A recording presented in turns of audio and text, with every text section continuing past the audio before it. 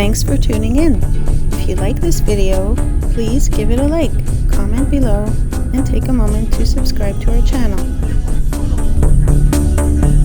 Driving through Yemassee, South Carolina, offers a glimpse into a town rich in history and natural beauty. The town is named after the Yemassee Indians, a powerful tribe whose territory once stretched along the coast from southern Georgia to the Edisto region.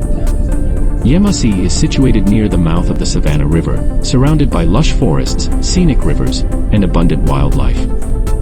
In the late 17th century, English settlers arrived in the area, coexisting peacefully with the Yemassee for a time. However, tensions arose, leading to the Yemassee War in 1715, which began in the Yemassee town of Pocataligo, now part of Yemassee. During World War II, Yemassee played a significant role as a transit point for Marine Corps recruits. Over 250,000 recruits began their introduction into the Marine Corps at Yemassee, highlighting the town's strategic importance during the war.